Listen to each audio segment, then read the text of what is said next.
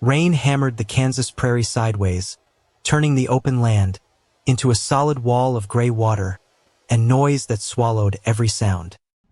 A lone figure pushed through it, coat plastered tight to the skin, boots slipping in the churned mud, toward the barn that shuddered under the full force of the wind. The main door would not move. Something held it frozen shut from the inside. The wind howled louder still. White-knuckled hands scraped the rough wood, fingers searching desperately for any gap. A strained voice called out from the other side, urgent, close, almost breaking under the pressure. An iron bar, half buried in the mud beside the lean-to, was yanked free.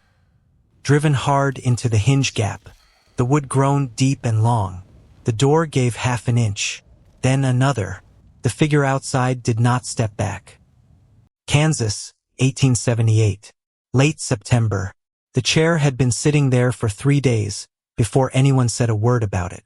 Silas Bramwell hauled the second rocker out from the barn on a Tuesday morning, set it down next to the first one, and stepped back to look at it the way a man looks at a fence line he isn't sure he trusts. 2 chairs, angled just slightly toward each other, close enough for conversation, far enough for privacy. He hadn't measured the distance with a ruler. He hadn't needed to. His hands remembered, because that was the problem, wasn't it? His hands remembered things his mind kept trying to forget. He wiped them on his trousers and went back to hauling lumber because there was always lumber to haul, always a post that needed setting, always some task that let a man keep his hands busy and his thoughts somewhere else entirely. That was the trick of the frontier. Work didn't ask questions. Work just wanted doing. Grief asked questions. Grief wanted answers he didn't have. So he worked. The house behind him was good. Better than good if he let himself think it, which he mostly didn't because thinking well of your own work felt close to bragging, and bragging felt close to inviting bad luck, and he'd had enough bad luck already to last a man 3 lifetimes. Frame construction, proper windows, a porch that faced west, wide enough for 2 chairs, and a railing, roof deep enough that rain wouldn't reach you if you sat under it and watched the sky do what Kansas skies did at the end of a day. He'd built it over 5 years. Alone mostly, with Lars Voss's help, when a wall needed a second set of hands, and Lars happened to be riding past with nothing better to do. He was 32 years old, which didn't sound old until you counted what those 32 years had actually held. Odette Marrow found him at the well that afternoon working the pump handle with more force than the job required, because his mind had wandered somewhere he didn't want it, and his arm had picked up the slack. Silas! He didn't jump. He'd trained himself out of jumping years ago in places where jumping got a man killed. Odette, that's a new chair. It is. She waited. He didn't offer anything further because offering further was not a thing Silas Bramwell did easily, and Odette Marrow, 50-some years old and twice widowed, and entirely unbothered by silence, that would have made other people squirm, simply waited him out the way she'd waited out 2 husbands, and 1 particularly stubborn mule. Who's it for? Not a question. A demand dressed up as one. He looked past her, toward the porch, toward the 2 chairs sitting there in the afternoon light like an argument he hadn't finished having with himself. Someone I haven't met. Odette's eyebrows went up. Not far. Just enough. That's not an answer. It's the only one I've got. She studied him the way she studied a horse she was thinking of buying. Long, careful. Looking for the limp nobody wanted to admit to. You're placing an advertisement, she said finally. Not a guess. She'd heard something in town, probably from the postmaster who couldn't keep a secret, if his life depended on it, and out here sometimes it did. I'm registering, Silas said, with an agency. A what? A bride registry, out of Chicago. Nathaniel Boyd showed me the notice. Odette let out a breath that could have meant anything. Amusement, alarm, some complicated mixture of both that she wasn't ready to sort through in front of him. You're going to marry a stranger. I'm going to try to stop being one to somebody. That landed different than he'd meant it to. He saw it land. Saw something shift in Odette's face. Some old sympathy she usually kept locked up tight behind sharper words. Silas. Don't. I wasn't going to say anything about her. You were thinking it. I think about her every time I look at that porch, Odette said, quiet now, quieter than he'd heard her in months. Everybody in this county thinks about her every time they look at that porch. Doesn't mean we say it. He set the bucket down. Hard. Water sloshed over the rim and darkened the dirt at his boots. Then don't say it. Odette held up both hands. Surrender or something close to it. All right. All right. They stood there a moment, the two of them in the kind of silence that had history packed inside it, dense as a fence post driven 6 feet into hard ground. The chair, she said finally, careful now, testing the word before she used it. Is it the same one? Which was the question underneath the question. The one she'd actually ridden over to ask. Silas looked toward the porch again, toward the first chair, the one that had been sitting there for 4 years, weathering, graying slightly at the arms, where the sun got at it hardest. No, he said, that one's new too.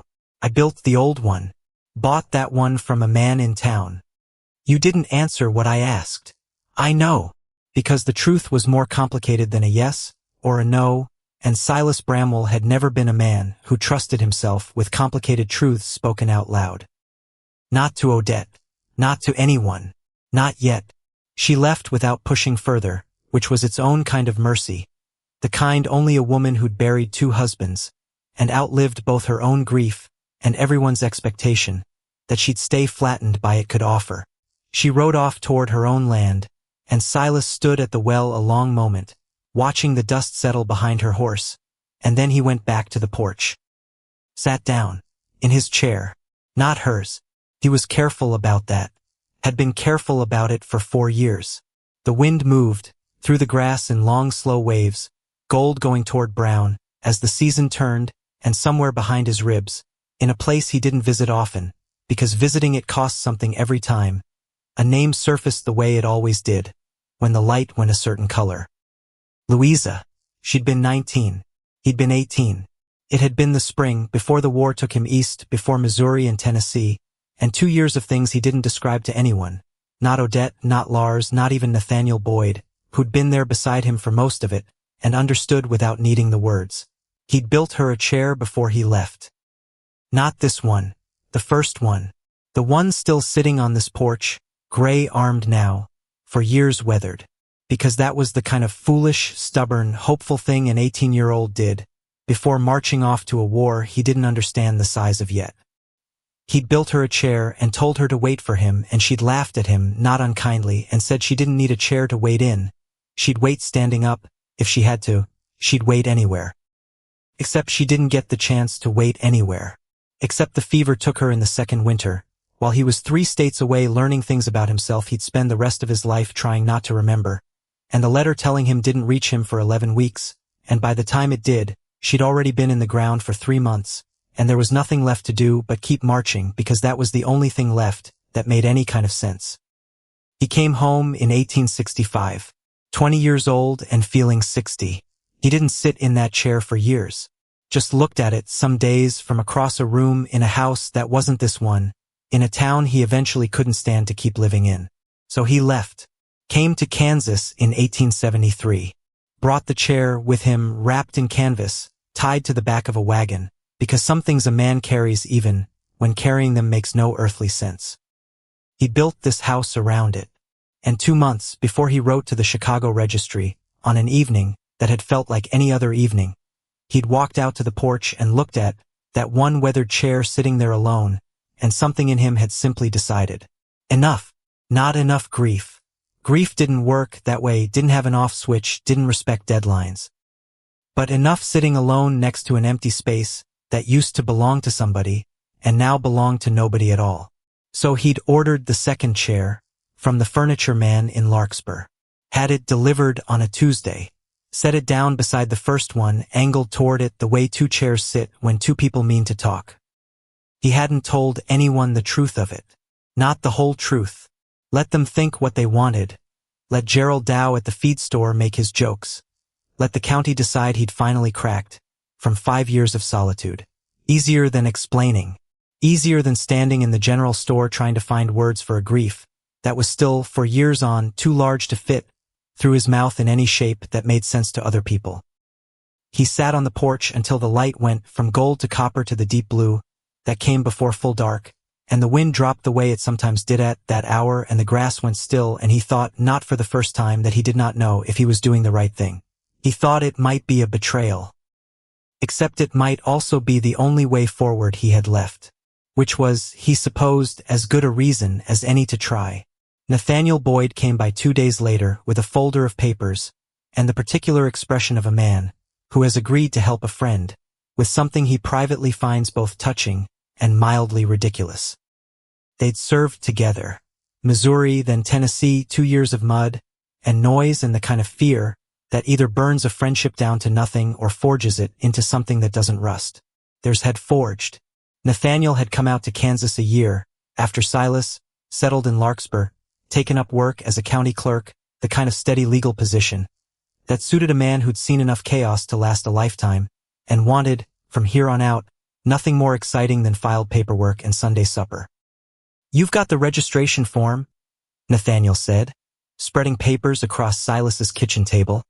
"And you've got the part where you write about yourself. That's the part you're going to hate." "I already hate it. You haven't even started it." "I hated it in advance. Saved myself the trouble of working up to it." Nathaniel laughed, short and real, and pushed the paper across the table. "Write something, Silas. Anything. I'll help you fix it after." Silas looked at the blank space on the page the way he looked at a field he wasn't sure would take seed.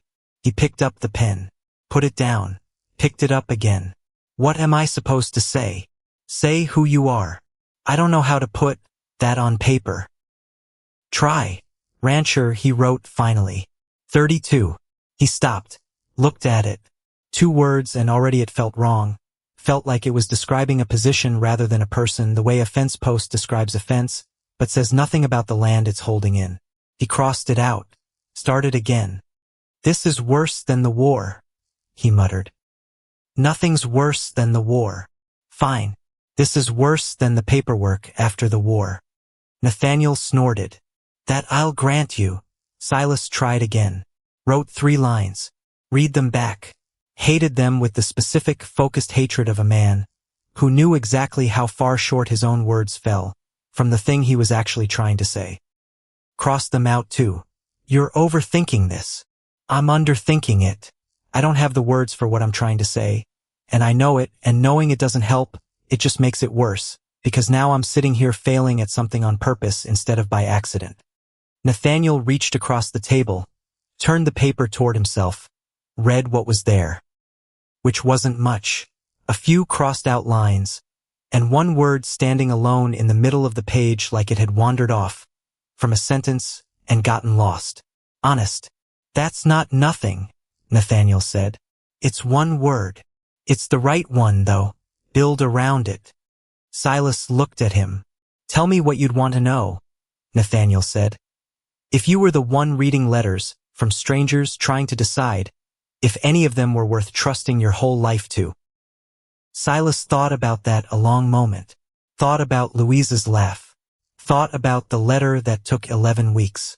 Thought about the second chair sitting empty on the porch for 4 years before he'd found the nerve to fill the space beside it with anything but grief. "I'd want to know he wasn't going to lie to me," he said slowly. "Even about the small things. Especially about the small things." "Then write that." So he did. Slowly, painfully, crossing out more than he kept, Nathaniel reading over his shoulder, and saying little, mostly just letting him work through it the way a good friend does, not fixing so much as witnessing. And when it was done, an hour later, it wasn't polished. It wasn't the kind of thing that would win prizes for elegant prose. But it was true, every line of it, and Silas read it back 1 final time, and decided that would have to be enough because he'd run out of better words, and he wasn't going to manufacture ones he didn't have. Nathaniel folded the paper, tucked it into the envelope bound for Chicago, and looked at his friend for a long moment.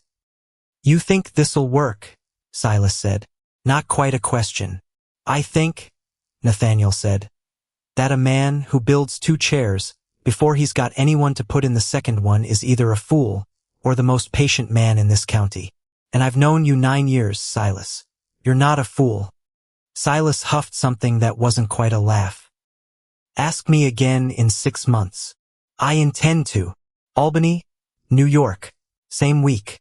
The press had jammed twice that morning, and both times Adeline Ferris had fixed it herself because her father's hands weren't what they used to be, and because somebody had to keep the shop running, and because if she stopped moving for more than 30 seconds at a stretch, she started thinking, and thinking lately was not a thing she could afford.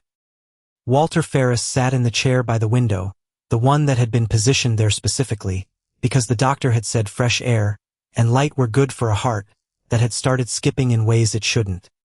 He watched his daughter work the press, with the particular pride of a man who had taught her everything she knew and was slowly, uncomfortably, coming to understand she'd surpassed him. You've got ink on your chin, he said. I've got ink everywhere, Papa. It's a print shop. Your mother would say you should marry a man who doesn't mind ink on your chin. Adeline didn't look up from the type she was setting. My mother's been gone 11 years. She's not weighing in on my marriage prospects. She'd have opinions. She'd have opinions about everything.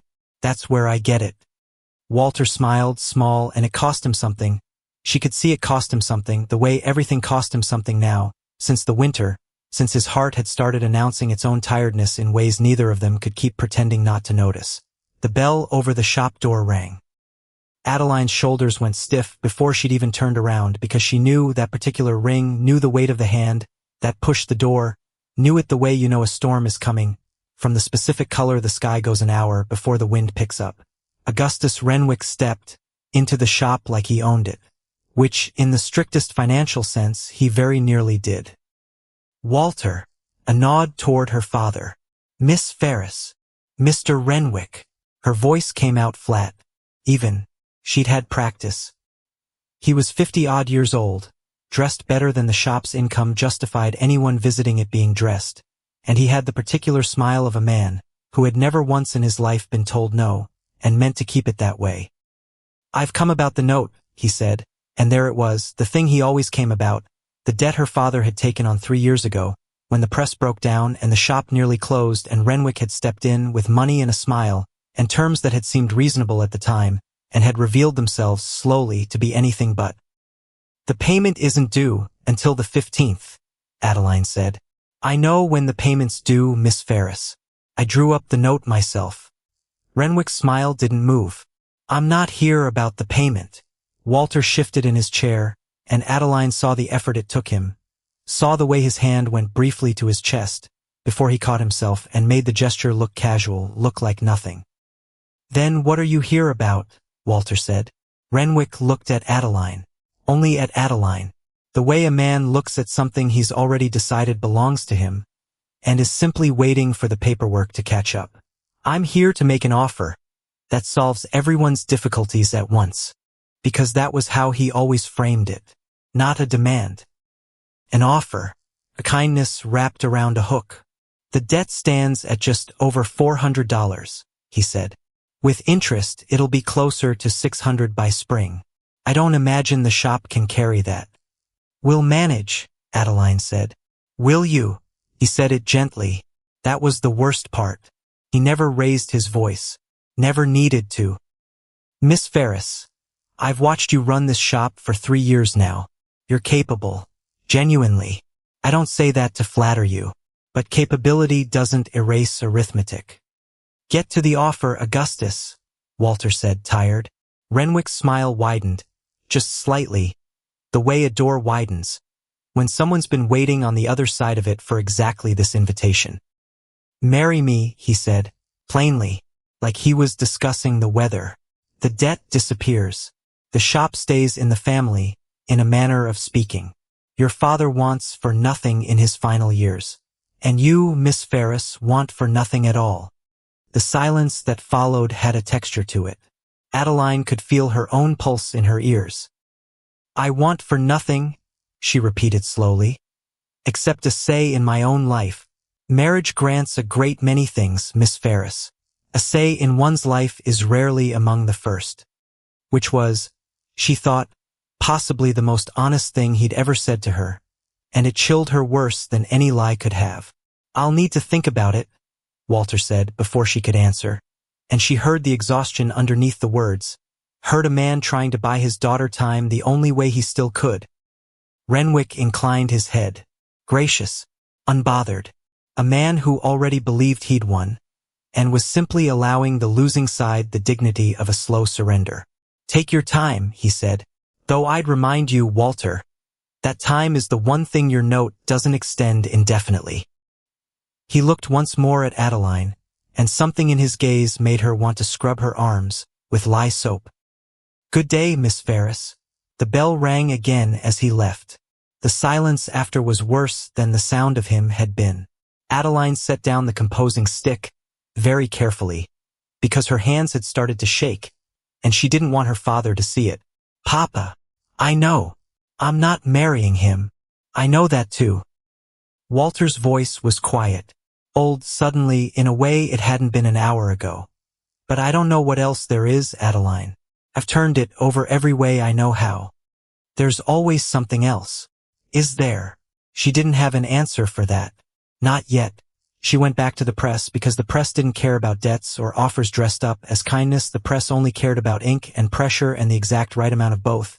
And for the next hour she let the rhythm of the work carry her thoughts somewhere quieter, somewhere she could breathe. It didn't last, because that evening, after her father had gone up to bed early, worn thin by a conversation that had cost him more than he'd let on, Adeline sat at the small desk in the back of the shop, where she kept the ledgers, and instead of numbers, her eyes caught on something else entirely. A newspaper, 2 days old. Left open to the classified page by a customer who'd come in that afternoon to place an order, and forgotten it on the counter. Her eye had no particular reason to land where it landed, except it did. A small notice, for lines, tucked between an advertisement for patent medicine and one for a lost dog. The Western Correspondence and Matrimonial Registry, Chicago, Illinois. Established gentlemen of good character, seeking partners for life on the frontier. Discretion assured. Inquiries welcome from ladies of serious intent. She read it once, then again, then a third time, and something in her chest did a strange, sideways thing, half hope and half terror.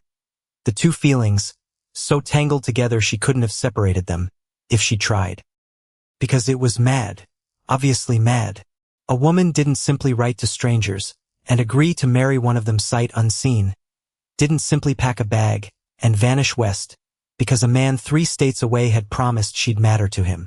Except Renwick's offer was also a woman marrying a man she didn't love, in exchange for security she hadn't chosen, and at least this way, the choosing would be hers. Which was, she realized, sitting there in the lamplight with the notice trembling slightly in her hand, the whole of it. Not the destination, the choosing. She sat very still for a long moment. Then she reached for a fresh sheet of paper and a pen, and she did not let herself think too hard about what she was doing, because thinking too hard was how a person talked themselves out of the only door that still looked like it opened outward instead of shutting them further in. Dear sir or madam, whoever reads letters first, she stopped. Started again. I am 28 years old. I set type for a living, which means I know the exact weight of every word before it goes to press, and I do not waste them. She wrote through most of the night by the light of a single lamp in a shop that smelled of ink and cooling metal, while upstairs her father slept the uneasy sleep of a man whose heart had started keeping its own counsel, and somewhere 3 states west in a house with 2 chairs on a porch facing the setting sun. A man she had never met and did not yet know existed folded a letter of his own into an envelope bound for the same Chicago address. Neither of them knew yet that the other one was reaching, but they were. Both of them in the same week in different cities for different reasons that were somehow underneath it all exactly the same reason. Because staying still had stopped being safe. And reaching, however frightening, however uncertain, had started to feel like the only honest thing left to do. The registry's reply came to Silas first, 3 weeks later, a single sheet of paper that felt heavier in his hand than its size should have allowed. He read it standing at the kitchen table, still in his work coat, dust from the north field still on his boots. We have received your registration, and believe we have identified a correspondent whose stated intentions align closely with your own. Enclosed, please find the first letter from Miss A. Ferris of Albany, New York. Should you wish to proceed, further correspondence may be arranged through this office. His hands, which had held reins, through gunfire and fence wire, through blizzards and had not, in a very long time, shaken over anything at all, were not entirely steady when he opened the second envelope. The handwriting was quick, confident, a woman who wrote the way she likely spoke without wasting a single motion. Dear Sir, he read, or Madam, whoever reads letters first. He almost smiled. Almost. He sat down at the table in the last of the evening light, and he read the whole thing twice, slowly, the way a man reads something he already suspects is going to matter more than he's prepared for. I am 28 years old, she'd written. I set type for a living, which means I know the exact weight of every word before it goes to press, and I do not waste them. I will not waste them here either. My father's health is not what it was. My circumstances are not entirely my own to arrange, though I am doing what I can to arrange them anyway. I am not writing to you because I am desperate, though I understand that is what people will assume. I am writing because I would rather choose an uncertain thing than be handed a certain one I did not ask for. If you are the kind of man who says what he means, I would like to hear what that is. Silas set the letter down, looked out the window, toward the porch, toward the two chairs sitting there in the deepening blue, one of them still holding, in some way he couldn't fully name, the shape of a girl who'd laughed at him for building it 14 years ago, and never got the chance to sit in it at all. Then he looked at the second chair. The new one, empty, waiting. He picked up his pen. Miss Ferris, he began and stopped and started again because for the first time in longer than he could remember, the words came without a fight, came the way water comes when a dam finally gives all at once and impossible to hold back. I am the kind of man who says what he means, he wrote. It has occasionally gotten me into trouble saying too little dressed up as saying enough, but I am trying to do better at that, starting now, starting with you, whoever you turn out to be.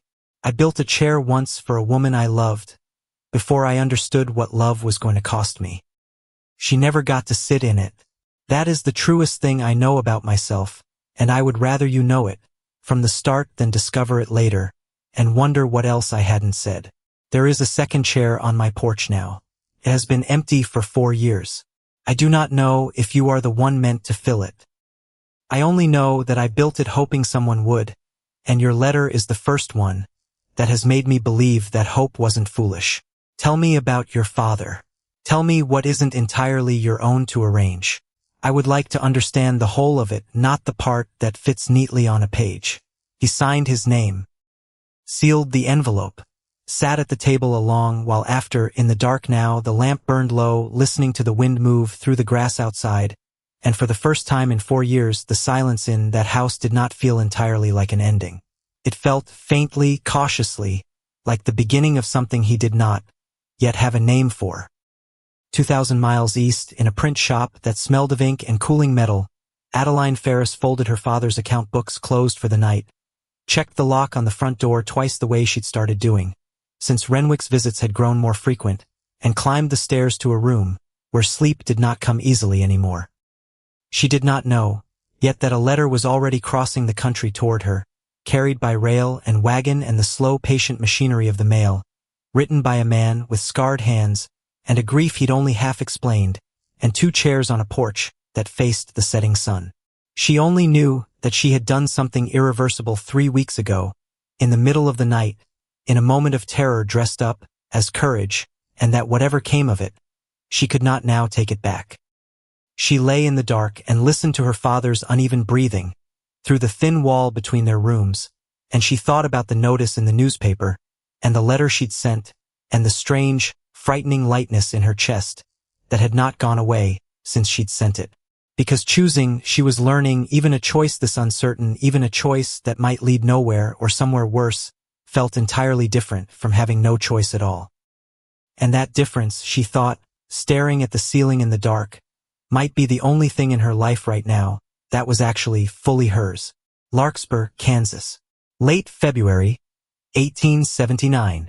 The letters kept coming. Every week, sometimes twice. Adeline started recognizing the postman's knock before he'd finished knocking, started listening for it the way she used to listen for the 6 a.m. bell that meant the shop needed opening. Except this bell didn't feel like obligation. This one felt like something closer to hunger. She wrote about the shop, about her father's hands, which shook worse in the cold mornings now, though he'd never once said the word worse out loud, because saying it made it true, and Walter Ferris had spent his whole life believing that some truths were better left unspoken, until they simply couldn't be helped. She wrote about the press jamming at 2 in the morning, about 4 hours with a lamp and a wrench, and her father asleep in the corner chair, because he'd refused to go home until the job was done. Silas wrote back about a fence line in the north pasture, about cattle that didn't care, whose hands were tired, about the particular quality of cold that came before a Kansas storm, the kind that had a personality to it, the kind you learned to read the way you learned to read a person's face. Neither of them wrote about Renwick, which was its own kind of lie. Adeline thought sometimes, late at night, reading his letters by lamplight in the room above the shop, because leaving something out wasn't the same as saying something false, except when it was. Except when the something you left out was the entire reason you were writing to a stranger in Kansas in the first place. She told herself she'd explain it properly. Eventually, when there was something definite to explain. There wasn't yet. There was only Renwick, coming by the shop every few weeks, with his patient smile and his patient math, reminding her, gently, always gently, that patience had a price, and the price was compounding. The night everything changed direction, it was raining. Cold February rain, the kind that turned the street outside the shop to black glass, and Adeline was closing the ledger, when she heard her father's chair scrape back too fast in the room above her. Then a sound she didn't have a name for, a thud soft and wrong. She was up the stairs before she'd decided to move. He was on the floor beside the bed, conscious, breathing, but his face had gone the color of old paper, and his hand was pressed flat against his chest like he was trying to hold something in that wanted out. "Papa, he stopped, started again slower. "I'm all right." "You are not all right, you're on the floor." "Adeline, don't Adeline me, don't." Her hands were already at his shoulders, already trying to help him up, already shaking in a way she hated, because shaking wasn't useful, shaking didn't fix anything. "I'm getting the doctor." "It's raining. I don't care. If it's snowing fire, I'm getting the doctor." She got him back into the bed. Got the doctor, soaked through by the time she returned, with him, an older man named Ashford who'd tended Walter twice before and had the particular calm of someone who delivered this exact conversation to this exact family already, and knew it wasn't getting easier with repetition. "His heart," Ashford said afterward, in the hallway, quiet enough that Walter wouldn't hear, through the wall except walls in that building were thin as paper and they both knew he'd hear anyway. "It's tired, Miss Ferris. Tired in the way that doesn't reverse. I can't tell you months. I can't tell you years. I can tell you it isn't nothing, and it isn't getting better." Adeline stood very still, because there was a version of this conversation where she cried, where the weight of it knocked her flat the way it probably should have. Except she didn't have time for that version. Not tonight. Tonight she had a father in the next room, and a debt that grew whether or not anyone in this house could carry it, and a letter half written on her desk to a man in Kansas she'd never met, and somewhere underneath all of it, quiet and terrible, the understanding that she was going to have to choose. Soon. Not eventually. Soon. "Thank you, doctor. Get some rest, Miss Ferris." She didn't. She sat at her desk until the rain stopped, and she finished the letter she'd started 3 days earlier, and this time she didn't leave anything out. "My father's heart is failing," she wrote. "The doctor won't give me a number, which I understand now is its own kind of number. I have a man here who wants to marry me to settle a debt my father owes him. I have said no. I intend to keep saying no. But I don't know how much longer saying no is a thing I'm allowed to keep doing, and I am telling you this because you asked me once to tell you the whole of it, not the part that fits neatly on a page. I don't know what I'm asking you, writing this. I think I'm asking whether the offer still stands, whether there's still a chair. Because if there is, I think I'm ready to stop waiting to be ready." She sealed it before she could read it again and talk herself out of sending it. Silas's answer came back in 11 days, which was fast, which meant he'd written it the same night he'd received hers, and put it on the first train east. The chair is still there, he wrote. It hasn't gone anywhere. Neither have I. Come when you can. Come however you need to. I'll be at the station in Larkspur every day starting the 1st of April, if that's what it takes. And if it isn't the 1st of April, I'll be there the day after that and the day after that, because waiting is a thing I know how to do, Miss Ferris. I've had practice. Bring your father if he's able to travel. There's room. If he isn't able, then come anyway, and we'll find a way to see him cared for from here. I don't say that lightly. I say it because a man who spent his whole life keeping a shop running for someone else's benefit deserves better than to be left behind by the daughter he raised to have opinions. You said once you wanted your own time. I don't know exactly what that looks like from where I'm standing, but I know it starts with a choice, and I know this is yours to make, not mine, not your father's, not the man threatening you with his patience. Choose it if it's what you want. I'll be waiting either way. That's not pressure. That's just the truth of where I already am. She read it standing in the shop, ink still drying on her fingers, and something in her chest cracked open in a way that wasn't entirely painful. Walter read it too, later that evening, propped up in bed against 3 pillows, because lying flat had started making his breathing worse. He was quiet a long while after. He sounds like a decent man, he said finally.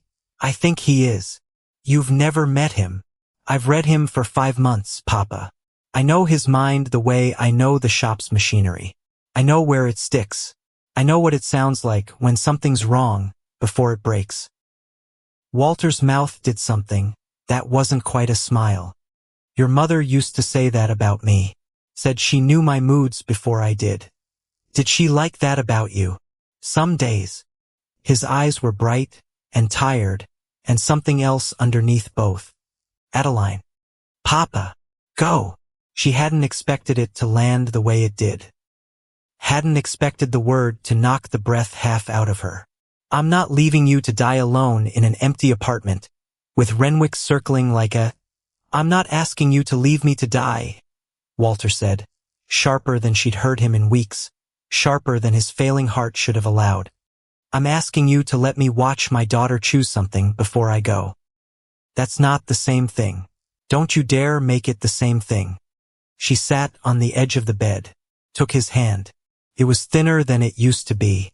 She hadn't let herself notice that before. I'll find someone for the shop, she said. Quiet now. Someone to look after it. And you.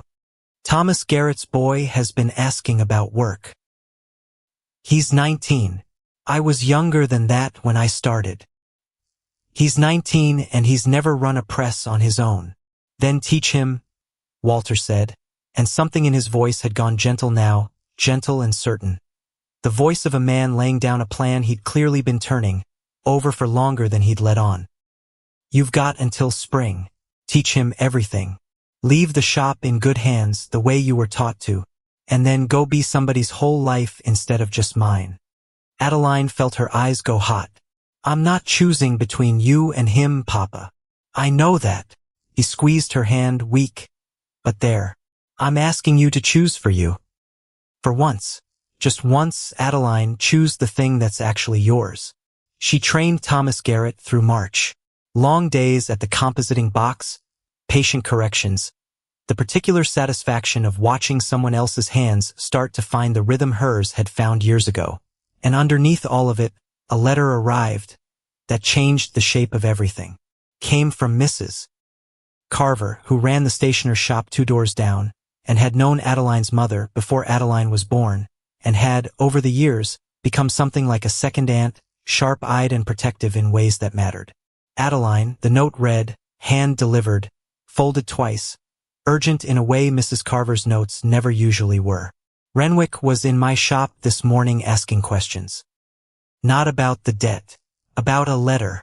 Said he'd heard, from the postmaster's boy, that you'd been corresponding with a marriage registry out of Chicago. He didn't ask me outright. He implied. I didn't confirm anything, but I thought you should know he's looking. Be careful. He is not a man who takes losing gracefully, and I don't think he considers you gone yet. Adeline read it twice standing at the counter, and the cold that moved through her had nothing to do with the weather, because Renwick knew, or close enough to knowing, that it didn't much matter anymore whether he had proof. She found him 3 days later at the shop, uninvited as always, standing just inside the door, with rain dripping off his coat, and an expression on his face she hadn't seen before. Not the patient smile. Something colder underneath it. Something that had stopped bothering to hide itself. "Miss Ferris. Mr. Renwick. I hear you've been writing letters." She kept her hands very still on the composing stick. Didn't look up right away. Bought herself the half-second she needed to arrange her face into something that gave nothing away. "I write a great many letters. It's a print shop. To Chicago." He said it slowly, savoring it almost. "To a matrimonial registry." She set the stick down, met his eyes. "And if I have..." Something flickered across his face. Surprise, maybe, that she hadn't bothered denying it. "Then I'd say," he said, quiet now, quieter than she'd ever heard him, which frightened her more than any shout could have, "that you've made a very foolish decision, Miss Ferris. Foolish and costly, and one I don't intend to simply watch play out. It's not your decision to watch, Augustus. It's mine. Your father's debt is my note. Your father's health is fragile. And you propose to abandon both for a stranger 3 states away whose entire correspondence with you I have no doubt is composed of exactly the sort of pretty promises men make when they haven't yet had the chance to disappoint you. You don't know him. I know men," Renwick said. "I've made a great deal of money knowing men, Miss Ferris, and I promise you, whoever this rancher is, he is either lying to you or he doesn't yet understand what he's taken on. Either way, it ends the same, badly, and when it does, you'll have no shop to come home to, because I'll have already called the note, and no father, because grief and distance have a way of finishing what illness starts." The words hit exactly where he'd aimed them. She felt them land, felt her breath catch despite every effort not to give him the satisfaction. "Get out of my shop." "I'll be watching the trains, Miss Ferris." He said it almost gently, almost like a kindness, which was somehow the worst part. "If you go west, I'll know within the week. And I promise you I am not a man who lets go of what's owed to him just because the debtor has run." He left. The bell rang behind him, too loud in the sudden quiet. Adeline stood there a long moment, hands braced against the composing table, heart going too fast, thoughts scattering in 6 directions at once. Because he'd find out. Because there was no version of this where he didn't find out eventually. The only question was when, and whether when came before or after she was already too far gone for it to matter. Which meant she had a choice. Go quietly, slowly, giving him time to build whatever trap he intended to build. Or go now. Fast. Before he'd finished deciding exactly how he meant to punish her for leaving. She went to her desk that night and wrote 2 letters. The first short to Silas. "I'm coming. Sooner than planned. I'll explain when I arrive. Don't ask me to wait for a better moment because I don't think there's going to be one." The second, longer, to Thomas Garrett's father, formalizing an arrangement she'd been circling for weeks. Terms for Thomas taking over the shop's daily operation, with her father overseeing from his chair as long as his strength allowed, and a promise sealed on paper that whatever came of Renwick's note, the shop itself would not be surrendered, without a fight neither of them intended to lose. She left 3 weeks later on a gray morning in early April with a brown traveling case and a bag of books she knew was impractical and packed anyway, and her father standing at the door of the shop in a coat too heavy for the mild spring air, because he'd insisted on walking her to the station himself, and she hadn't had the heart to argue. "You'll write," he said. "Not a question. Every week. Twice if you can manage it. An old man likes to know his daughter's still breathing."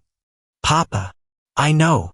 He pulled her into a hug that was brief and fierce, the way all his hugs had always been, a man uncomfortable with tenderness who gave it anyway, because some things mattered more than comfort. "Go be somebody's whole life, Adeline." She didn't look back at the shop as she walked toward the station. Not because she didn't love it. She did. She loved it the complicated way you love anything, that shaped you without quite fitting you, but because looking back felt like a question she'd already answered, and some questions, once answered, deserved to stay that way. The train took 4 days. 4 days of watching the country change outside the window, buildings thinning into farmland thinning into something wider and flatter and stranger than anything she'd known, the sky getting bigger with every mile until it felt less like weather and more like a presence sitting directly on her chest. She didn't sleep much, couldn't. Her mind kept circling the same handful of fears, over and over, the way water circles a drain.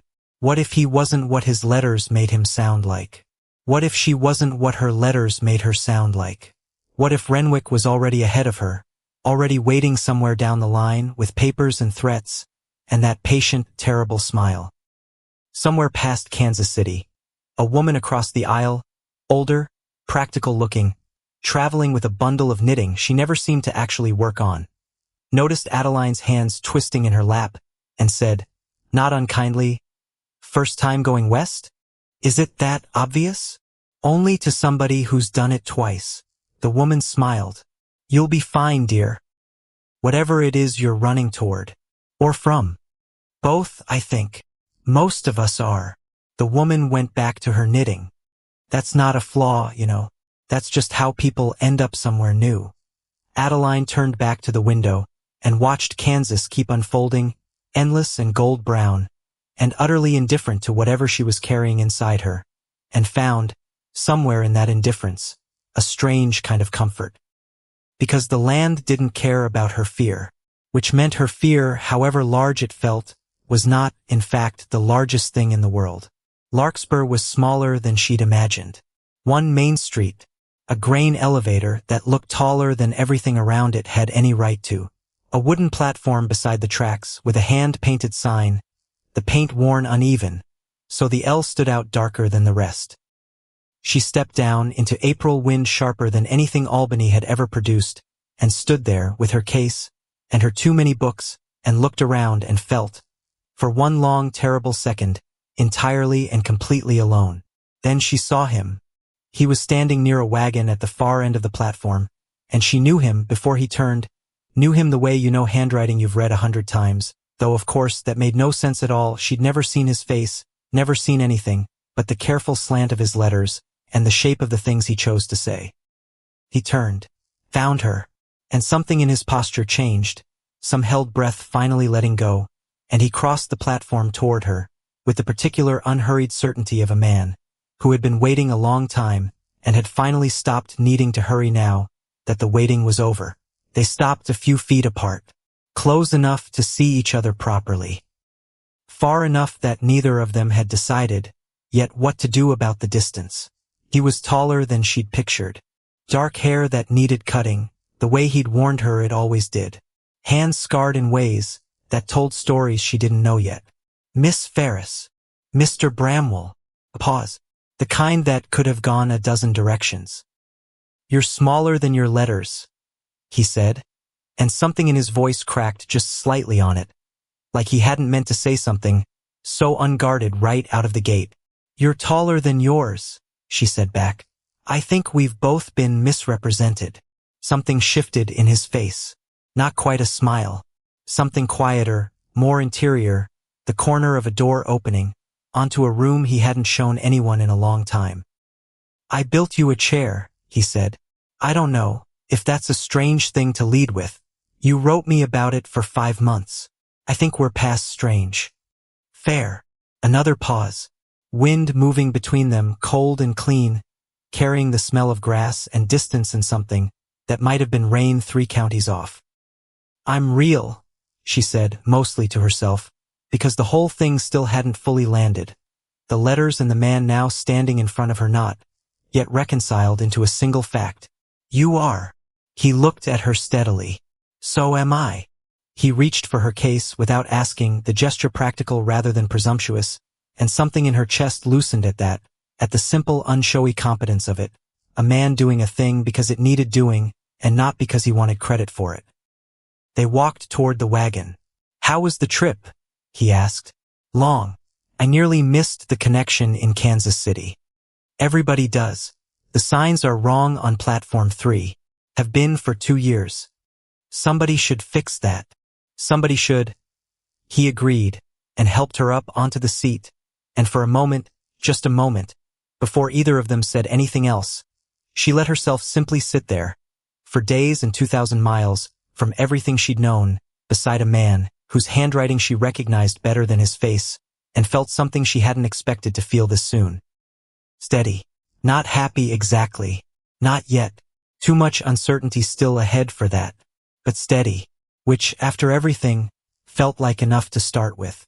The house came into view a quarter mile out, the way things did out here visible long before you reached them, and Adeline found herself staring, before she'd fully understood what she was looking at. Not grand. Not showy. Just solid, windows set to catch the afternoon light, a porch running the width of the western face, deep enough to keep the rain off, and 2 chairs. She didn't say anything about them, neither did he, but she saw them, and he knew she'd seen them, and something passed between them in that silence that felt more honest than most conversations she'd had in years. "It's real," she said, quiet almost to herself. "Did you think it wouldn't be?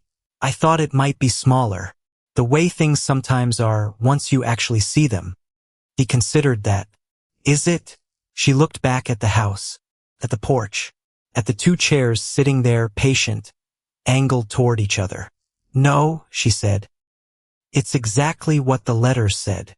The first weeks were not easy, and Adeline was grateful in a strange way that Silas never once pretended otherwise. He didn't smooth things over with false comfort. When the stove gave her trouble that first morning, its damper stubborn in a way no city stove had ever been, he didn't tell her it was fine, didn't tell her not to worry. He simply showed her, patient, specific, the kind of patience that came from actually wanting her to understand rather than performing tolerance, until she gave up and let him do it for her. "You should have shown me this yesterday," she said, half annoyed, mostly at herself. "I should have," he agreed. "I'll know better next time," which was, she was learning entirely the way he apologized. Not with words that dressed things up, with the plain acknowledgement of a mistake and the intention to do differently. She liked it more than she expected to. Odette Marrow arrived within the week, ostensibly to return a borrowed pot, transparently there to inspect the new arrival, with the frank curiosity of a woman who'd been waiting months for this exact excuse. "You're taller than I pictured," Odette said at the door. "So I've been told." "Well, come in, I suppose you're going to." Odette pushed past her into the kitchen, without waiting for an invitation. "I'm Odette Marrow. I'm the one who told him to put the chair story in his letter to you." Adeline blinked. "That was your idea?" "Best idea I've had in years. Worked, didn't it?" They had coffee, 2 hours of it, sprawling across every subject Adeline hadn't realized she'd missed talking about, politics and weather, and the particular indignity of being a woman, whose opinions were routinely managed for her by men, who meant well and understood nothing. Silas sat at the far end of the table, mending a bridle, saying almost nothing, and didn't seem to mind at all. "He's quieter than his letters," Adeline said later, once Odette had gone, watching him work. "Letters give a man time to find the right word," Silas said, not looking up. "In person, there's no delay. I say less. I mean the same amount. That's a strange kind of honest. It's the only kind I've got." She was starting to understand that about him. That everything he said, however sparse, was load-bearing. Nothing decorative. Nothing wasted. It should have felt cold, maybe, coming from a man she barely knew. Didn't. Felt like the opposite of cold. Felt like standing on ground that didn't shift. They married within the month, quietly, a circuit judge passing, through Larkspur on his regular route, the ceremony 11 minutes long, including the time it took him to find his spectacles. Odette cried, and denied it fiercely afterward. Lars Voss, tall and solemn in a coat too warm for the weather, shook Silas's hand, with both of his own, which Adeline learned was, from Lars, the equivalent of an entire speech. It wasn't romantic in the way stories were supposed to be romantic. It was exactly what both of them had wanted. A thing done honestly, without performance, in the middle of an otherwise ordinary Thursday, that then simply continued being a Thursday. That night, sitting on the porch in the cold spring dark, in the two chairs that had waited so long for exactly this, Adeline finally let herself ask the question she'd been circling since the moment she'd seen them from a quarter mile out. Tell me about her. Silas didn't ask who she meant, didn't pretend not to understand. He was quiet a long moment. The kind of quiet she'd learned over these first weeks wasn't avoidance. It was a man gathering something heavy before he tried to lift it. Her name was Louisa, he said finally. I was 18. She was 19. I built her a chair the spring before I left for the war and told her to wait for me, and she laughed at me because she said she didn't need a chair to wait in, she'd wait standing up if she had to. Adeline sat very still. She didn't get the chance to wait anywhere, he said. Fever took her in the second winter. I was 3 states off. Didn't get the letter for 11 weeks. By the time I did, she'd already been in the ground 3 months. The wind moved through the grass, quiet, patient, indifferent to the weight of what he'd just said. That's the chair on the left, he said. The old one. I built this house around it. Left that space beside it empty for 4 years. Just looked at it some days. And then 2 months before I wrote to the registry, I decided I was done just looking. Adeline found she couldn't speak right away. So I'm the second chair, she said finally, and heard, even as she said it, how small her own voice had gone. You're not a replacement, Adeline. He turned to look at her directly, and there was something fierce in it, something she hadn't seen from him before. I built that chair 2 months before I wrote a single word to the registry, before I knew you existed. I didn't build it for you. I built it because I decided I wasn't willing to keep being a man who only had room for grief. You're not filling Louisa's space. You're something else, something new. I should have told you that from the start plainly instead of letting you find your own way to a worse conclusion. She sat with that a long moment, turning it over, looking for the crack in it and finding instead that it held. I wish you'd told me sooner, she said. Not because it's wrong, because I spent tonight wondering, and wondering alone is worse than knowing, even when the knowing is hard. I know that now. He said it plainly, no defense in it, just the flat acceptance of a mistake. I'll do better. That's twice you've said that to me. I mean it more the second time. She almost laughed. Almost. The tightness in her chest was still there, but it had loosened just slightly, just enough to breathe around. Show me the old chair sometime, she said. In daylight. I want to see it properly. Something moved across his face, surprised and grateful, and something else underneath both, that she didn't yet have the vocabulary for. All right, he said. The letter arrived 9 days later, and it should have been an ordinary Tuesday, the kind of day that folded quietly into every other day, except the moment Adeline recognized the handwriting on the envelope, ordinary stopped being a thing that applied to her anymore. Her father's hand, but not addressed the way he usually addressed things. She opened it standing in the kitchen, Silas out at the north fence, the house quiet around her. Adeline, I'm sorry to be the one telling you this instead of finding some gentler way to do it, but I don't think gentle serves you right now. Renwick came to the shop 3 days after you left. Asked Thomas where you'd gone. Thomas didn't know, God bless him, he genuinely didn't know, but Renwick didn't believe that, and he went to the postmaster instead, and the postmaster, more fool him, confirmed there'd been a great deal of correspondence going out to a Larkspur, Kansas address these past months. I don't know what he intends to do with that information. I know he left angrier than I've ever seen him, and I know Renwick well enough by now to tell you that anger in that man doesn't burn off.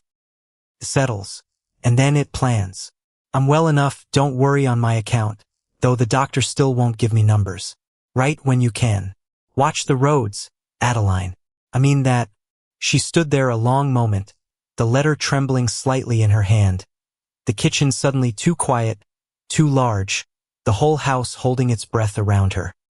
Because she'd known this was coming. Because knowing it was coming, and having it actually arrive were, she was discovering 2 entirely different weights to carry. Silas found her 20 minutes later, still standing at the table, the letter open in front of her. Adeline. She handed it to him without a word. He read it slowly, his face going still in the particular way she'd learned meant he was taking something in fully, before he let himself react to it. "He's coming here," Silas said finally. "Not a question. I think so. I think it's only a matter of when." Silas set the letter down, looked at her, and there was something in his eyes now that she hadn't seen before, not fear exactly, something steadier and older than fear. "Then we'll be ready when he does," he said. "You don't know him." "No," Silas agreed. "But I know men who think patience is a weapon instead of a virtue. I've dealt with worse than a moneylender with a grudge, Adeline. Whatever he brings, he's not bringing it to you alone anymore." She felt something in her chest ease, just slightly. At that, it didn't last long. He came in the 3rd week of May on a warm afternoon that had no business holding anything, as cold as what arrived with him. Adeline was in the yard, hanging washing, when she heard the wagon on the road, and something in her recognized the particular unhurried arrogance of the pace, before she'd even turned to look. Augustus Renwick sat straight-backed in a hired buggy, dressed for Kansas the way a man dresses, when he intends everyone to know he doesn't belong there, and doesn't care to. He pulled up at the edge of the yard, didn't get down right away, just looked at the house, at the porch, at the 2 chairs, with an expression Adeline couldn't read, and didn't like. "Well?" he said, finally climbing down, brushing dust from his coat, with visible distaste. "It's smaller than I pictured." "Get off my land," Silas said, coming around the side of the barn, voice flat and cold in a way Adeline had never heard from him. "Your land." Renwick's smile came back, slow, unpleasant. "That's an interesting word, Mr. Bramwell. I've been doing a bit of research since Miss Ferris, forgive me, Mrs. Bramwell now, I understand, since your wife's rather abrupt departure from Albany. Land claims out here, registration dates, filing errors. You'd be surprised how often paperwork from 73 doesn't hold up quite as cleanly as a man might assume." Silas went very still. "What are you talking about?" "I'm talking," Renwick said, savoring it, drawing it out the way he'd drawn out every threat he'd ever made to Adeline across a print shop counter, "about a discrepancy in your original claim filing. Boundary markers that don't match the county survey completed 2 years after you settled. A neighboring parcel, Voss, I believe, whose original claim overlaps yours by nearly 40 acres, unresolved, sitting quietly in a filing cabinet in Topeka this whole time, because nobody's ever had reason to look." "That's not possible," Silas said, but something in his voice had gone uncertain, just slightly, just enough for Adeline to hear it. "It's entirely possible, Mr. Bramwell. I have men who do nothing but look. It's remarkable what turns up when someone finally bothers to look properly." Renwick's eyes moved to Adeline, and his smile widened, cold and satisfied. "I'm not an unreasonable man. I'll withdraw the inquiry. Quietly. No court, no dispute, no risk to your claim at all. In exchange for the debt your father-in-law owes me, settled in full, and Mrs. Bramwell's return to Albany to see to its proper resolution." The yard went silent. Even the wind seemed to have stopped to listen. Adeline felt something cold, an absolute settle, into her chest. "You'd take my home," Silas said slowly, "to get her back." "I'd take nothing that isn't already in question, Mr. Bramwell. I'm simply the man kind enough to point it out, before it becomes a much larger problem for you." Renwick climbed back, into the buggy, unhurried, entirely certain of himself. "Think it over. I'll be at the hotel in Larkspur, through the week. I'd suggest you not take too long deciding. Paperwork, once it starts moving, has a way of moving faster than anyone intends." He rode off, dust rising behind the wagon, and Adeline stood there in the yard beside the man she'd married 3 weeks ago, both of them staring at the empty road, the washing forgotten on the line, snapping gently in a wind that had gone, suddenly very cold. "He's lying," Adeline said finally, though she didn't fully believe it, not yet, not with the certainty she wanted to. "Maybe," Silas said, and his voice had gone quiet in a way that frightened her more than shouting would have. Or maybe there's just enough truth in it to make the lie work. He looked at the house, at the porch, at the two chairs sitting there, patient as they'd always been, indifferent to the storm now gathering around everything they'd built. Either way, he said, we're about to find out. Larkspur, Kansas. Late May, 1879. Nathaniel Boyd arrived, before noon the next day, saddle sore and grim-faced, because Silas had ridden out at first light to fetch him, and hadn't slowed the horse the whole way there. Boundary dispute, Nathaniel said, once he'd read, through what little Silas could tell him, Renwick's exact words repeated back as close to verbatim as memory allowed. Filed against Voss's original claim. That's specific enough to check. Which means it's either true or somebody wants it to look true enough that you panic before you check. How do we know which? Adeline said. We go to Topeka. Nathaniel was already folding the paper, already moving toward the door. County Land Office keeps the master survey. If there's a real discrepancy, it's on file. If there isn't, then he's lying, Silas said. Then he's betting you won't take the 4 days it costs to prove it, Nathaniel said. Men like Renwick count on people being too frightened to check. Fear's cheaper than fraud. Doesn't hold up in court, though. Fear never does. For days, Adeline turned the number over in her mind and didn't like the taste of it. For days was time. Time was the one thing Renwick had already told them, plainly, gleefully, they didn't have. I'm coming with you, she said. Adeline, don't. She said it flat. Final. I've spent 5 months building a life on the strength of choosing things for myself, Silas. I am not standing in this kitchen for 4 days waiting to find out if I still have a home. Something moved across his face. Not argument. Recognition. All right, he said. Lars Voss came by that same afternoon, summoned by a note Nathaniel had sent ahead, and stood in the yard listening to the whole account, with the particular Nordic stillness that made it hard to know what he was thinking until he'd finished thinking it. My claim, he said finally, filed 1871, before yours. That's what he's using, Silas said. Says the survey team in 75 found an overlap. 40 acres, give or take. Lars was quiet a long moment. No overlap, he said. You're certain? I walked the line myself. With the surveyor. 1875. Lars's jaw tightened, the first real emotion Adeline had seen cross his face since he'd arrived. I have the paper. At my house. Signed. The silence that followed had a different weight to it than the silence before. You kept it, Nathaniel said slowly. I keep everything, Lars said, like it was the most obvious thing in the world.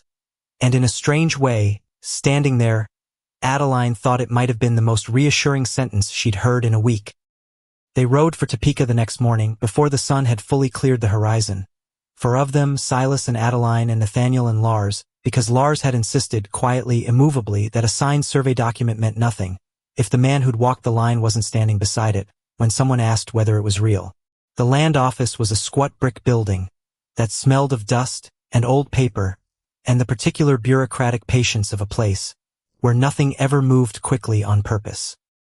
A clerk with ink-stained fingers and no apparent hurry took 40 minutes just to locate the relevant file drawer. Adeline watched him work and felt something familiar rise in her chest, because she knew this. Not the land office specifically, the rhythm of it, the particular language of files and records and the small human errors that hid inside them if you knew where to look. May I, she said, when the clerk finally set the folder down, and something in her voice must have carried enough authority that he didn't question it, just slid the papers across the counter. She went through them the way she went through proofs before they ran. Fast, methodical, eyes catching on inconsistencies the way a compositor's eyes caught on a misspaced line.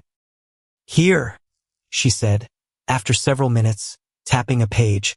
This is the original 1875 survey. Signed. Witnessed by. She looked up at Lars. You. Yes. And here. She pulled a second document from further back in the folder, newer, the paper crisper, less handled. This is dated 11 days ago.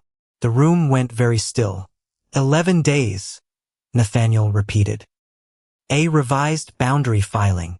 Adeline's finger traced the signature at the bottom, and something cold and clear settled into her chest as she read the name. Filed by an agent acting on behalf of a claimant named A. Renwick. Silas made a sound low in his throat. That wasn't quite a word. He filed it himself, Nathaniel said, disbelief and something like admiration for the sheer audacity of it fighting for space in his voice. He didn't find a discrepancy. He manufactured one. 11 days ago, after Adeline left Albany. Which means, Adeline said slowly, the whole shape of it assembling itself in her mind piece by piece. He didn't come out here with a threat. He came out here with a threat he'd already built the evidence for in advance, because he knew exactly what leverage would frighten us most, before he ever set foot on the train. The clerk, who had been listening, with the studied blankness of a man pretending not to eavesdrop, cleared his throat. That's forgery, he said quietly. Filing a false boundary claim against an existing registered survey. That's not a civil dispute, ma'am. That's a criminal matter. Nathaniel was already reaching for paper. I'll need copies of both documents. Certified. Today, if you can manage it. I can manage it. Adeline looked at Silas, and something passed between them. Something that had been coiled tight in her chest, since the moment Renwick's buggy had pulled into their yard, finally beginning to loosen. He's not taking the house, she said. No, Silas said. He's not. They rode back into Larkspur 2 days later, papers certified and folded carefully, into Nathaniel's saddlebag, and found the town already talking, the way small towns always found a way to talk. Word having traveled ahead of them somehow, the particulars scrambled, but the shape of it intact. Renwick was still at the hotel. Hadn't left. Which told Adeline something about the man's confidence, or his desperation, though by now she was no longer certain there was much difference between the two. They found him in the hotel dining room, finishing a meal, with the unhurried satisfaction of a man who believed he'd already won. He looked up as they entered. His smile started to form the familiar patient curve of it.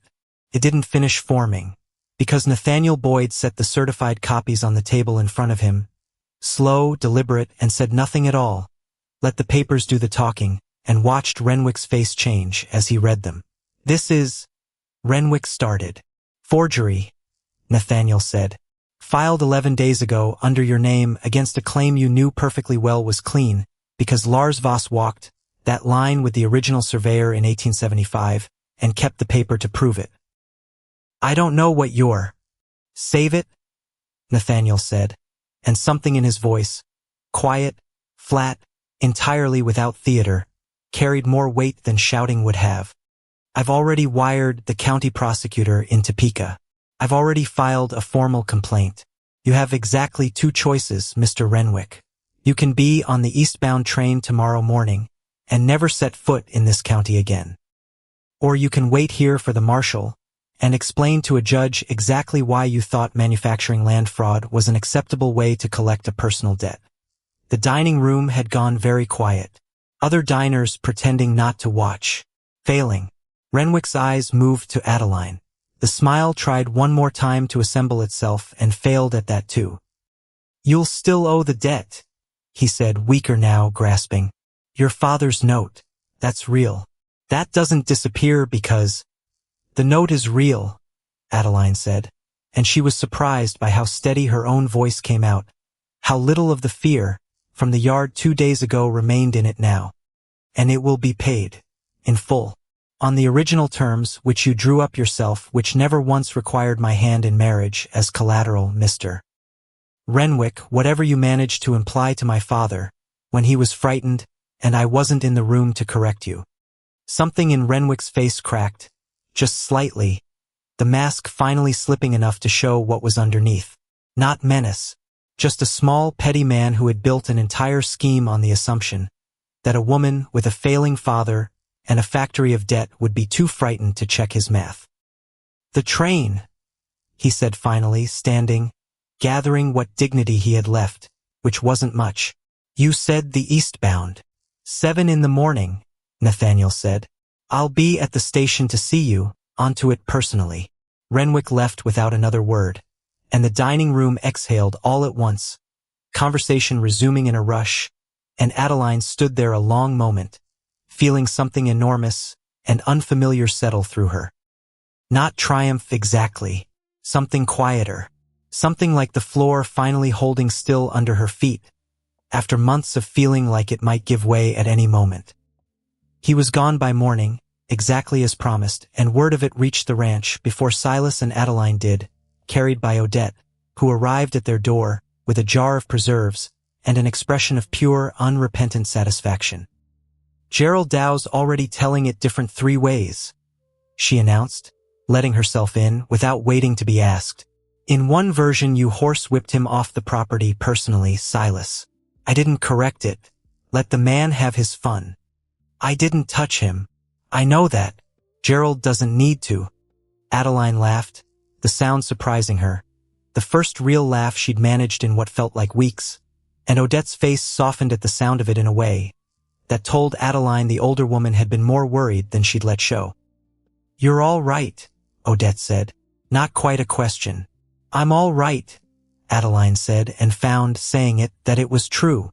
The debt itself was settled within the month, paid down through the shop's own steady income now. That Thomas Garrett had proven himself entirely capable, and Walter, in his letters, had started sounding stronger than he had in a year, freed, Adeline suspected, from a weight that had been sitting on his chest longer than his heart trouble ever had. Renwick's name did not come up again, but the storm did. It arrived in the 2nd week of June, the way storms out here always seem to arrive, without much warning, a wall of gray building fast on the western horizon, while the afternoon had still been ordinary 20 minutes before. Silas went out to the barn at first sign of it, because the cattle wouldn't move themselves to shelter, and somebody had to see it done, and Adeline stood at the kitchen window and watched the sky go the color of a bruise and felt something old and animal tighten in her chest. He should have been back by now. She told herself that, then told herself she was being foolish. Then, 20 minutes later, when the wind had picked up enough to rattle the shutters, and the rain had started coming sideways, told herself she was not being foolish at all, and pulled on every layer of clothing she owned and went out after him. The yard between the house and the barn had become a wall of gray water, and noise, the kind of storm that swallowed sound whole, and she crossed it half blind, one hand out in front of her, until her fingers finally found the barn's rough wood. The main door wouldn't open. She threw her weight against it. Nothing. Frozen shut. Somehow the latch jammed by cold and rain both, and through the gap at the hinge she could hear him on the other side working at something with his bare hands, and something in his voice, when he called out, told her he'd been at it a while. Silas! Adeline! His voice, strained, close to the door now. Stay back. The latch is. I'm not staying back. Adeline, it's frozen. I can't. Then we get it open together. She was already scanning the ground, the lean to beside the barn, anything, until her hand closed on a length of iron bar half buried in the mud, forgotten there from some earlier repair. Hold on. She wedged it into the gap at the hinge, threw her whole weight against it, felt it give half an inch, then another, and heard him on the other side finally get enough purchase to force the door the rest of the way. He stumbled out into the rain, and she saw his hands in the gray light, and her stomach dropped. White, both of them, the particular bloodless white of skin that had been fighting cold iron too long without gloves. Your hands. They're fine. They are not fine, Silas. Look at them. She didn't wait for an answer. Pulled his hands, both of them, in against her own sides, inside her coat, against whatever warmth she had left to give, and half dragged, half guided him back across the yard toward the house, the storm screaming around them the whole way. Inside, she got the stove roaring, got water heating, sat him down, and took his hands in hers again, gentler now, checking each finger, with the careful precision of someone who'd learned, over the past months, exactly how much this man tended to underplay his own pain. Why didn't you call out sooner? She said. Not really a question. More an accusation dressed up as one. Didn't want to worry you. That is the single most useless reason I have ever heard a grown man give. I was going to get it open. You were losing feeling in your hands, Silas. He was quiet a moment, watching her work, something shifting behind his eyes. You came out in that, he said slowly. You could have. I didn't cross half this country to sit inside wondering, she said sharp, though her hand stayed gentle on his. I married you to be in it with you. All of it. Not just the parts that are easy to be in. Something in his face broke open, just slightly, the way it had the night he told her about Louisa, that same careful vulnerability he so rarely let show. I'm not used to that, he said quietly. Used to what? Somebody coming after me. She looked up at him, really looked, and understood in that moment something about the 4 years he'd spent building a house alone, filling it with careful competence, because competence was the only language he trusted himself to speak in, since the letter that took 11 weeks. Get used to it, she said, gentler now, because I'm not going anywhere, Silas. Not because I have nowhere else to be, because this is exactly where I choose to be. He didn't say anything for a long moment, just looked at her, his ruined hands held carefully in hers, the storm still roaring outside, the stove filling the kitchen, with the first real warmth either of them had felt in an hour. Thank you, he said finally, quiet, entirely without performance. You're welcome, she said, though this whole mess is technically your fault, for going out in that weather without telling anyone. Noted. I'm making a rule, she said. When you can't get somewhere, you yell. That's the rule. I need you to agree to it. All right. Say it like you mean it. I mean it, he said, and she believed him, because in 5 months of knowing this man, in letters and now in person, she had never once caught him saying something he didn't. The storm passed by morning, the way storms out here always did, violent and total, and then simply gone, leaving the world washed clean and strange in its aftermath. Adeline found him on the porch 2 evenings later, once his hands had healed enough, that the bandages had come off, sitting not in his usual chair, but in the other one, the old one, Louisa's chair, weathered gray at the arms, from 4 years of sun. She sat down beside him in the new chair, her chair, and for while neither of them said anything at all. I want to tell you something, Silas said finally, looking out at the darkening grass. About the night of the storm. All right.